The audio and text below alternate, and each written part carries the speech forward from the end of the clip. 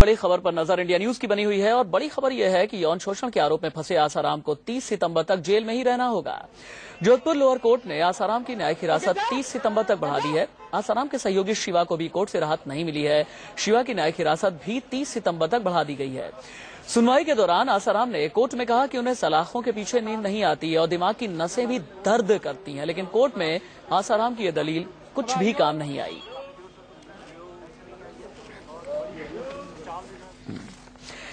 और आसाराम से जुड़े हुए कई मुद्दे हैं और सबसे बड़ी बात यह है, सबसे ताजा अपडेट यह है कि अब से कुछ ही देर के बाद हाईकोर्ट में भी आसाराम की जमानत को लेकर के राजस्थान हाईकोर्ट में उन्होंने अर्जी दी है। थोड़ी देर बाद इस अर्जी पर सुनवाई होनी है। मेरे साथ एक पूरा पैनल मौजूद है। अवधेश कुमार वरिष्ठ पत्रकार मेरे साथ मौजूद हैं। मार्तंडपुरी जी महाराज, आप महामंडलेश्वर हैं, आप भी मौजूद हैं। चक्रपाणी महाराज, अध्यक्ष संत महासभा।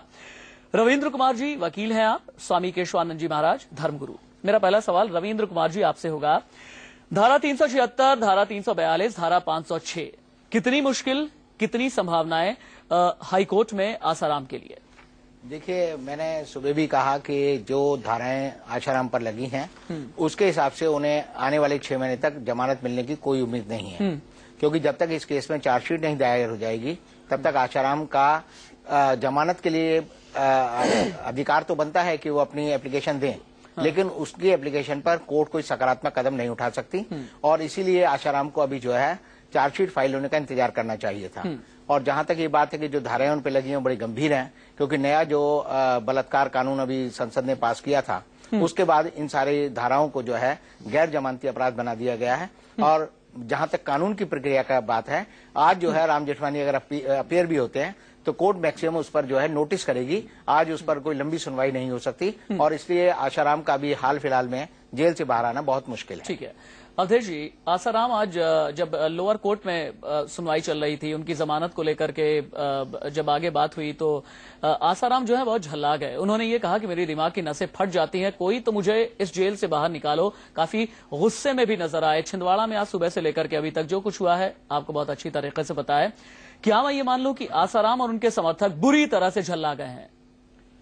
शायद इसका उत्तर मैं दूंगा शायद हाँ, और ये अस्वाभाविक भी नहीं है। हम सब लोगों ने, मैं भी उसमें अपने को शामिल करता हूं, इस मुद्दे को जिस ढंग से उठाया है, प्रचारित किया है। तार्किक तो है ना वो, तो तार्किक है ना? मैं इसको तार्किक नहीं, मैं तो इसको अतार्किक ही मानता हूं, क्योंकि देश में इतने मुद्दे हैं, हम सब ने छोड़ करके उन मुद्दों के ऊपर से आसाराम का मुद्दा हावी किया है।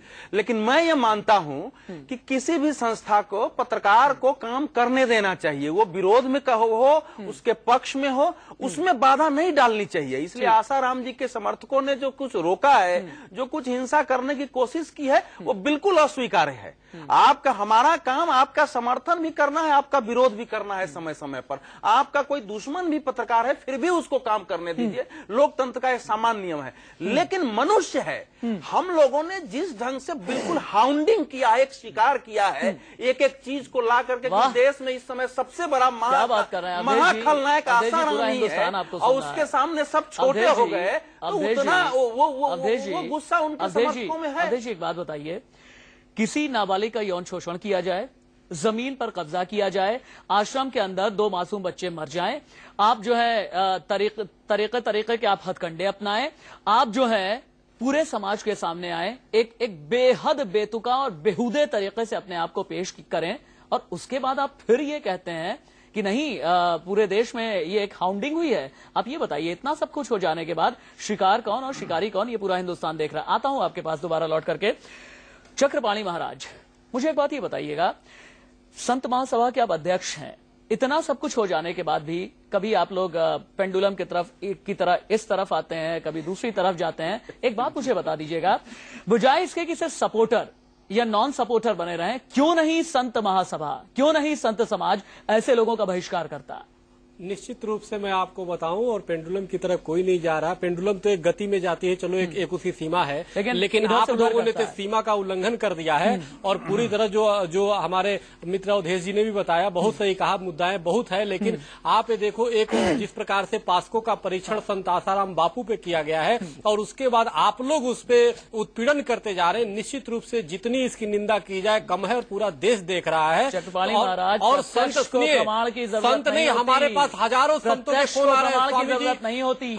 376, 342, 506 ऐसे ये देखो, पहले आपने बलात्कार कहा, बलात्कारी है बाबा, और सभी बाबाओं को लिया और बलात्कार हुआ ही नहीं। आंख में जो चश्मा लगा है हुआ ही नहीं, सत्य ज्यादा निकट से दिखता है। बलात्कार हुआ ही नहीं, और आप लोग बलात्कारी बाबा बलात्कारी और क्या क्या आप लोगों ने फैला दिया। तो आप ये कैसे कर सकते हैं? अभी वो आरोपित है और उन्होंने जांच के लिए तैयार, इससे बड़ा 21वीं सदी का सबसे बड़ा अन्याय हुआ है कि बताओ 30 तारीख तक समय दिया, 29 को कोई रिश्तेदार मर जाता है, उसमें वो समय नहीं दिया जाता है, और पहले ही संबंध में उनको गिरफ्तारी हो जाती है, वो जेल चले जाते हैं, और मात्र मीडिया और आप जैसे लोगों के दबाव की वजह से, मीडिया के दबाव की वजह से हो जाते हैं। हाँ, शायद हमारा अगर दबाव नहीं होता तो देश न बचता, हमारा अगर दबाव नहीं होता तो नैतिकता का तकाजा यही कहता है कि एक अगर नाबालिग इधर उधर इंसाफ की आस लिए दर दर भटक रही थी, तो हमारे लिए जो हमारी जिम्मेदारी है, और हमारी जिम्मेदारी कम से कम ऐसे पैमाने पर ला करके ना याद दिलाई जाए। चक्रपाणी महाराज, आपने एक बात कही, एक मिनट सुनिए ना, आपने एक बात कही कि अभी उनके ऊपर आरोप साबित नहीं हुए हैं। इसी तरह आप कहेंगे अब्दुल करीम टुंडा को भी, इसी तरह आप कहेंगे यासीन भटकल को भी, इसी तरह तमाम आतंकवादी भी पकड़े जाते हैं। मैं एक बात कह रहा हूँ, मैं एक बात कह रहा हूँ, कैसे जोड़ नहीं, मैं बात कह रहा हूँ, आरोप साबित नहीं, आप ये बात बोलना है ना। 25,000 संस्कार सेवा, आप आरोप साबित होने की बात कर रहे हैं। उत्तराखंड में जाके उन लोगों का जो पीड़ित है उनकी सेवा कर रहे हैं, उनके से कर रहे हैं। टुंडा जाकर के भूज में जब भूकंप आया तो सेवा के नाम पे क्या हो रहा है, ये नहीं दिख रहा है आपने। पहले सेवा के नाम पर नहीं, सुनिए, आप एक संत कार्य कर रहा है, उसको टुंडा से आप जोड़ रहे हैं ना।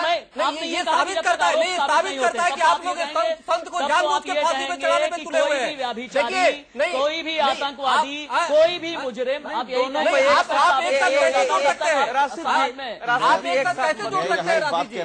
मैं एक बात कहना चाहता हूँ यहाँ पे कि हर व्यक्ति के लिए इस समाज के अंदर भी आज कोर्ट भी, कानून भी और पुलिस भी दो तरीके का व्यवहार करती है। यहाँ पे अगर कोई राजनेता है तो उसके साथ कोई दूसरे तरीके का व्यवहार किया जाता है, और अगर कोई संत है तो उसके साथ किसी दूसरे तरीके का व्यवहार किया जाता है, कोई आम आदमी है तो उसके साथ किसी और तरीके का व्यवहार किया जाता है। हमें दुख नहीं है कि आप बापू आसाराम को फांसी पर चढ़ा दीजिए अगर वो दोषी है तो, लेकिन आप एक बात बताइए, जब इसी देश के अंदर किसी नेता पे आरोप लगता है तो हाई कोर्ट और सुप्रीम कोर्ट से सब जगह से भी उसे परमिशन मिल जाती है, उसके बावजूद भी यहाँ का गवर्नर उसे परमिशन नहीं देता मुख्यमंत्री के खिलाफ केस चलाने के लिए। मायावती के केस में आपने देखा होगा, अभी आपने देखा होगा शीला जी के लिए परमिशन नहीं दी केस चलाने के लिए, उनको खारिज कर दिया मामला जो उसने भेजा था। तो आखिर एक देश के अंदर ही दो राजनीति आप कैसे करेंगे? उसके लिए आप ये कहो कि ये रेप का केस था, भ्रष्टाचार का केस था। इसी दिल्ली के अंदर हजारों लड़कियां सड़क पे भीख मांगती हुई मिलती हैं। क्या मनमोहन सिंह जी नहीं जाते, सोनिया गांधी जी नहीं जाते, राहुल गांधी नहीं जाते, लाल कृष्ण आडवाणी नहीं जाते, या राजनाथ सिंह जी नहीं जाते उन रास्तों के ऊपर से? कौन सा नेता नहीं जाता है? उन बच्चियों के लिए कौन क्या कर रहा है? आप एक बताओ, उनका जितना बलात्कार शायद होता है, उन्हें टाइम से खाना नहीं मिलता, उनके साथ जो अत्याचार होता है, आज भी इसके गैंग है जो भीख मंगवाते हैं, उसके लिए किसने क्या किया? क्या पुलिस को नहीं दिखता कि भीख मांगना इस देश में गुनाह है? तब आप लोगों की आंखें कमंद हो जाती है। आपका कैमरा उस समय कहाँ चला जाता है? आप इस बात का जवाब चाहिए मुझे। आप लोगों ने नेताओं की बात, एक मिनट सर जी, आप नेताओं की बात कर रहे हैं ना, गोपाल कांडा सलाखों के पीछे कैसे पहुंचे? एक मिनट सुनिए जी। डी राजा, माफ कीजिएगा, ए राजा सलाखों के पीछे कैसे पहुंचे? एक मिनट सुनिए, एक मिनट सुनिए। बड़ी लंबी संख्या है, बहुत लंबी फहरिस्त है, लेकिन जो बचे हैं उनकी बात कर रहे हैं, जो बचे हैं उनकी बात करो ना, उनकी भी बात कर लो आप। एक मिनट, मार्तंड हाई कोर्ट से केस आता है और वो परमिशन नहीं देता गवर्नर उसके लिए। संतों को बाबाओं को एनडी तिवारी जी के लिए देख लीजिए आप कि सालों साल सुप्रीम कोर्ट तक केस चला गया, उस आदमी ने अपना डीएनए टेस्ट नहीं करवाया। ये भी देश का दुर्भाग्य है। रुकिए ना मार्तंड पुरी जी, आपको लगता नहीं कि इस वक्त जो ये बहस है ये एक तरीके से अपनी कन्वीनियंस, अपनी सुविधा देख रही है? सुविधा इसलिए देख रही है कि तमाम संत समाज को भी ये लगता है कि कोई एक भी अगर बदनाम हो गया तो आगे हमारे लिए बहुत ज्यादा नहीं, मैं जवाब देना चाहूंगा। महामंडलेश्वर मुझे उन्हें बोल दीजिए। आज का सबसे बड़ा दुर्भाग्य यह है कि हमने जो चश्मा लगा रखा है और जो हमें दिखाई देता है हम उसी को सच कह रहे हैं। आपका चश्मा, आपका चश्मा, आपका चश्मा, मेरा चश्मा। सच एक होगा, उस सच की ओर हम नहीं जाते। यह पूरे धर्म के लिए, पूरी आस्था के लिए एक परीक्षण है, परीक्षा का समय है। देखिए आसाराम जी, मैं पहले दिन से कह रहा हूं, कोई नहीं उनको दोषी नहीं कह सकते, आरोपी कह सकते हैं। सत्य सामने आना चाहिए, लेकिन सत्य तक अभी जैसे एक बात आई, एक शब्द आया, आप ही ने कहा, आप क्षमा करेंगे, कि बेहुदा हरकतें करते हैं। उनकी हरकत को बेहुदा कहने का आपका आधार क्या है? अगर वो कहें कि बापू इज अ हॉट मैन, एक सेकंड रुक जाइए। आप लोग भी संत हैं क्या? कभी भी समाज में जाकर के कहेंगे बापू इज अ हॉट मैन? सुना, मैं सुना दूंगा आपको। एक सेकंड सुनिए, आप तो ऐसे पूर्वाग्रह से ग्रसित है, बस हार्टमैन अभी वो दवा दे रहे हैं तो वो अपराधी हो गए। मैंने हर चीज उनको गलत देखिए। ऐसा एक जाती रही भावना जैसी हनीमून की तीन कैसे महाराज जी ने कह दिया, जैसे आप चश्मा लगा लिया आप नकारात्मक देखेंगे ही देखेंगे। चश्मे से दुनिया और ज्यादा सही दिखती है, इसीलिए मैंने आप लगाया। उनमें एक नहीं 1000 बुराई देखेंगे। मैं आसाराम जी का समर्थक नहीं हूँ, बोलिए। मैं सत्य का समर्थक लेकिन हूँ, सत्य का सिद्धांत समर्थक है, एकदम सही। मैं सिर्फ ये निवेदन कर रहा हूँ कि इस मामले को इतना कर दिया गया है, इसमें सत्य सामने आना चाहिए। और जैसे अभी एक बात है, कोई व्यक्ति इसका समर्थन संसार में नहीं कर सकता कि किसी पत्रकार के लिए दुर्व्यवहार हो, कोई दुनिया में नहीं करेगा। लेकिन आप जब वहां गए तो क्या समझते हैं वो आपकी आरती करते हैं? आज जो इनका एक समूह है, राजनीति में भी यहां भी, आज सबसे बड़ी बात यह है कि हमारे भीतर उत्तेजना भर दी गई है, स्वार्थ भर दिया गया है, सत्य पीछे हो गया है। और हमें न्यायालय के पीछे, मैं तो आगे एक बात कहता हूं, जहां संकट सबसे बड़ा है समाज में, धर्मगुरु होकर मैं ये बात कह रहा हूं कि धर्म को जो नेतृत्व करना चाहिए वो धर्म राजनीति का अनुगामी हो रहा है। इसका परिणाम ये है। आपने कहा कि एक उत्तेजना भर दी गई है। स्वामी चक्रपाणी महाराज जी, अगर उत्तेजना विचार के लिए भरी जाए, जिसे बोलते हैं विचार उत्तेजना, कहते हैं कि समाज और संस्कारों के लिए, अपने समाज के लिए वो बहुत बेहतर होता है। अगर उसके लिए उत्तेजना चली भी जाती है तो उसमें बुरा क्या है? अगर सच्चाई के लिए, सत्य के लिए, पुरुषार्थ के लिए, आपकी भाषा में मैं बल्कि कह रहा हूं, अगर उसके लिए विचार उत्तेजना पैदा होती भी है तो उसमें बुराई क्या है? नहीं, ठीक है, होना चाहिए। जैसे हम लोगों का उत्तेजना तो यही इसीलिए हो रहा है ना कि अन्याय एक व्यक्ति पे हो रहा है, हम कैसे देख सकते हैं? सितम को देखते रहना सितम से कम नहीं होता। क्या सबूत है आपके पास? कातिल गवाह, क्या सबूत है आपके पास कि अन्याय हो रहा है? क्या सबूत है आपके पास कि वो बलात्कारी है? नहीं, मैं आपसे पूछ रहा हूँ। आपसे मैं पूछ रहा हूँ। मैंने एक बार भी नहीं कहा। आपने कहते उन्हें पाखंड दिखा दिया, आपने कहते उनको वो कर दिया। सुनिए ना चकवाणी महाराज, सुनिए। उस सीमा का चोटी काटा गया वो आपको नहीं दिखाई दे रहा? हजारों औरतों पे वो लाठीचार्ज हुआ वो नहीं दिखाई दे रहा? बहस का मूलभूत सिद्धांत ये होता है कि दूसरे को भी सुना जाए। मैंने एक बार भी नहीं कहा कि वो बलात्कारी हैं, मैंने एक बार भी नहीं कहा कि वो दोषी हैं। मैं बार बार ये आपको बता दूं, अगर हम अगर अपनी खबरें चलाते भी हैं उसके आगे एक क्वेश्चन मार्क भी चलाते हैं। ध्यान से देखिएगा कि क्या ऐसा है, समाज ऐसा कह रहा है और मुल्क ऐसा कह रहा है, हम इसीलिए चलाते हैं। मैंने एक बार भी नहीं कहा। आपने कहा कि उनके साथ नाइंसाफी हो रही है। सबूत दीजिए, सबूत दीजिए। लेकिन शहर में महफूज कोई सर भी नहीं है। सबूत दीजिए ना। देखिए एक चीज है यहाँ नहीं, आप सबूत किसी भी धर्म के ये बारे देखिए, में FIR है, इसमें कहीं बलात्कार का जिक्र नहीं है। FIR मेरे पास है। प्लीज FIR मैंने भी पढ़ी है और एक लड़की की डिग्निटी का सवाल है। मैं चाहूंगा कि FIR का एक शब्द भी, लेकिन जब आप लोगों ने कहा बलात्कारी तो FIR की कॉपी मेरे पास भी है। इसमें कहीं बलात्कार का जिक्र नहीं है। FIR की कॉपी मेरे पास भी है और FIR का एक शब्द भी मैं नहीं चाहूंगा कि यहाँ पर बोला जाए, क्योंकि लड़की की डिग्निटी का सवाल है। केशवानंद जी कुछ कहना चाहते हैं। उसके बाद अवधेश जी के पास अपनी बात। हम कहते हैं हमारे धर्म का अपमान हो रहा है। आज आप देखिए अगर कोई किसी दूसरे धर्म का ये मैटर होता तो इतना लंबा नहीं खिंचता। ये हिंदुओं की सहिष्णुता है कि इनके बारे में आप जो भी बात कहें किसी भी न्यूज चैनल पे किसी को कोई प्रॉब्लम नहीं होती, क्योंकि हमारा धर्म इतना सहिष्णु है। अगर सुन लीजिए, पहले मेरी बात सुन लीजिए, अगर हम सहिष्णु नहीं होते, कहता तो ठीक था, आप सांप्रदायिक रंग दे रहे हैं। नहीं, सांप्रदायिक रंग नहीं दे रहा, बिल्कुल नहीं दे रहा हूँ। अगर मैं अच्छी बात बोल रहा हूँ तो आप सांप्रदायिक रंग कह रहे हैं। हम लोग बहुत अच्छे लोग हैं, हिंदू समाज का अपमान कभी मानते नहीं इन चीजों के लिए, और हमारा धर्म है इसीलिए इतने दिन से टीवी पे चल रही है चीजें। हम सभी बहुत इज्जत करते हैं। इसीलिए आज आप देखिए सब लोग शांति से आपकी बातें सुनते हैं, आपका चैनल भी देखते हैं और सब लोग बातें सुनते हैं। लेकिन मैं एक बात कहना चाहूंगा यहाँ पे, हमारे साथ प्रॉब्लम क्या है कि हमारे यहाँ पे एक जो बाबा होता है ना, जो सपेरा होता है, पीले कपड़े पहले, वो भी एक बाबा होता है। उसके लिए भी दुख जब होता है जब आप कहते हो एक बाबा ने फलाना कांड कर दिया। एक भिखारी होता है, उसके लिए भी हमारे एक बाबा बोलते हैं बाबा के लिए कुछ दे दो। बस एक सेकंड के लिए शांत हो जाएंगे। जी। आप सभी बहुत डिग्निफाइड लोग हैं जी, बहुत मैच्योर हैं, बहुत सेंसिबल हैं, बहुत इज्जत की शख्सियत है आप लोगों की भारत के सभ्य समाज में। मैं रविंद्र जी आपको भी साथ में लेकर के कह रहा हूं, दिल पे हाथ रख करके मेरे सवाल का जवाब दीजिएगा। दिल पे हाथ रख करके, बहुत मैच्योर हैं आप लोग, इसलिए मैं कह रहा हूं। एक मिनट मैं एक हर किसी से ये पूछ रहा हूं। एक नाबालिग लड़की, उसका एक पिता, क्या कोई पिता, मैं बहुत सीधी सी बात कर रहा हूं, इतनी आसानी से कह देगा जाकर के मेरी बेटी का बलात्कार हुआ है और साजिश रचने के लिए क्या? नहीं, मेरी बात सुन लीजिए। यौन शोषण, साजिश रचने के लिए एक पिता अपनी बेटी के लिए और अपनी बेटी को क्या इस तरह से मोहरा बना सकता? बस इतना जवाब आप दे दीजिए दिल पे हाथ रख करके। नहीं, इससे चक्रपाणी महाराज, इससे आप साबित क्या करना चाह रहे हैं? नहीं, आप दिल पे हाथ रख के कर दीजिए। जिसने लाखों महिलाओं की, लड़कियों की विवाह करवाया, जिसने लाखों संस्कार केंद्र करवाए, दिल पे हाथ रखिए। क्या वैसे 75 साल का एक वृद्ध संत कुछ इस तरह से कर सकता है? आप दिल पे हाथ रख के करिए। क्या आप जो टीवी चैनलों पे उनके खिलाफ दुष्प्रचार दिखा रहे हैं, क्या वो सही है? आप दिल पे हाथ रख के पूछिए। दूध में सोना मिला करके पी सकते हैं तो फिर आगे दूध में मिला करके आज तो आयुर्वेद को जला दीजिए ना। आप तो सब कुछ, समस्या ये है कि न्यायपालिका, व्यवस्थापिका, कार्यपालिका, धर्माचार्य, सबका जिम्मेदार आप। आज ये है कि साधु संतों के लिए ना खाना अलाउड है, ना खाना अलाउड है, न साधु देखो जी नाच रहा है, साधु अगर भगवान साधु संत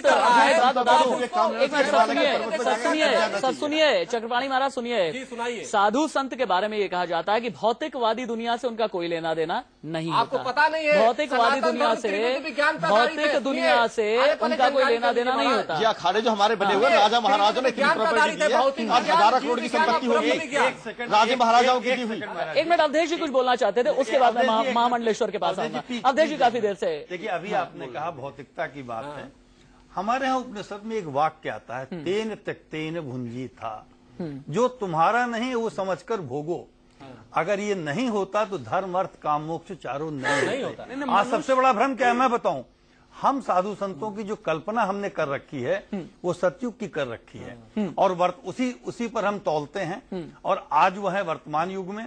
यह अंतर जब तक आप दूर नहीं करेंगे, कायदे से हम इस महामंडलेश्वर को ऐसे आके नहीं बैठना चाहिए थे बिना आसन के। हमारे यहाँ परमिट नहीं है, लेकिन मैं एक कार्य के लिए इस वर्दी के नाते आया हूँ। तो सबसे बड़ी बात है कि आधुनिकता के परिप्रेक्ष्य में इसकी व्याख्या होनी चाहिए कि कोई भी सहमत नहीं होगा। जो कुछ आरोप लगा है अत्यंत गर्हित है, घृणित है, इस पर कोई इस पक्ष में नहीं हो सकता। लेकिन पीड़ा इस बात की है कि इसका सत्य जो है, सत्य का अन्वेषण पीछे जा रहा है। बाकी चीजें, मैं देखिए इंडिया न्यूज को मैं समर्थन करता हूं, मैं बार बार कह रहा हूं, लेकिन सत्य जो है, जानते क्या होता है? मैं सिर्फ एक निवेदन कर रहा हूं, क्या 15 अगस्त के पहले उनके सारे आश्रम लीगल थे? 15 अगस्त की रात में इलीगल हो गए? कौन उनको चला रहा था? उस पर स्टोरी चलाइए आपकी, किसने इतने दिन तक उनके आश्रमों को अनुमति दी? अवधेश जी, एक आखिरी कमेंट आप। राशिद जी, दो बातें मैं कहूंगा यहाँ। पहली बात तो ये है कि आसाराम पर आरोप लगा है, उन पर उनकी जांच होनी चाहिए। मीडिया को अगर तथ्य मिलता है उस तथ्य को दिखाना चाहिए।